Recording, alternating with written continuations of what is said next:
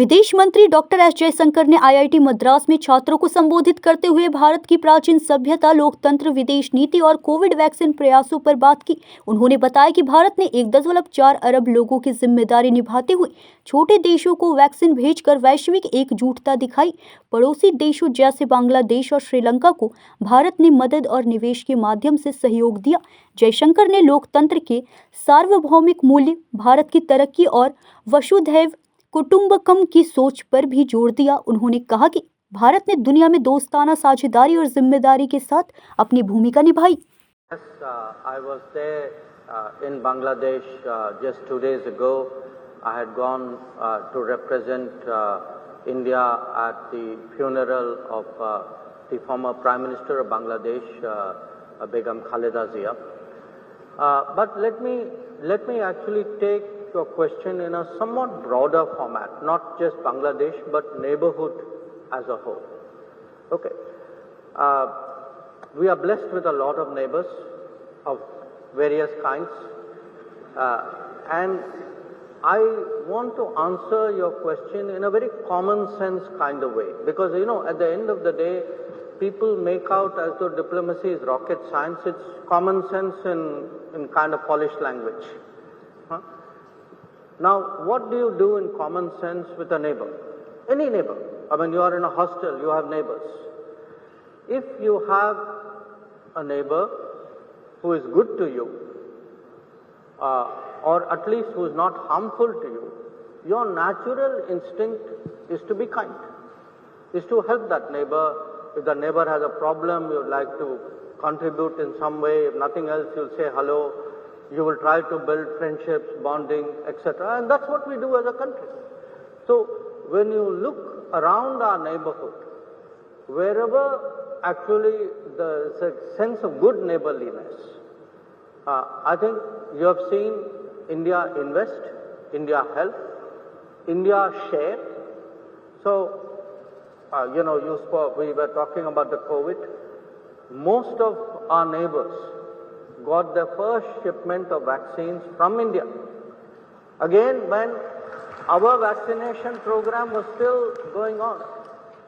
Okay. Then, I give you a second example, the Ukraine conflict.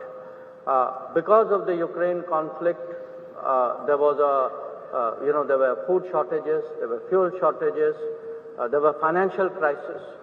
Now, again, with many of our neighbors, we supplied fuel, we helped out with food, we helped out with fertilizer, and in a sense, we were sharing what we had. Now, some neighbors went through very exceptional stresses. A very notable one was Sri Lanka. Sri Lanka actually had an acute financial crisis. And we actually stepped up with a package of $4 billion at a time when, their negotiations with the IMF were still sort of moving at a very glacial pace. So that's what, in a way, good neighbors can do. I mean, just recently, there was a cyclone in Sri Lanka called Ditwa. The day the cyclone happened, by that very afternoon, we were there. We were there with help. Our ships were at the port, but within a day, our helicopters reached there. Our rescue teams were there. I went there myself with a few days later with a kind of a reconstruction, rebuilding package. And believe me, if you ask the average person, they have that sense that, look, I have a neighbor like India. I know when things get bad, I can rely on a country like this. And it doesn't have to be a crisis. You also work with neighbors by power grids, by waterways, by roads, by ports, by doing business, by helping tourism, by having people come for medical treatment. So this is the positive scenario. But you can also have bad neighbors. Unfortunately, we do. Now, when you have bad neighbors, and if you look to the one to the west, if a country decides that they will deliberately, persistently, unrepentantly continue with terrorism, We have a right to defend our people against terrorism. We will exercise that right. How we exercise that right is up to us. You know, nobody can tell us what we should do or not. We will do whatever we have to do to defend ourselves. It's a common sense proposition.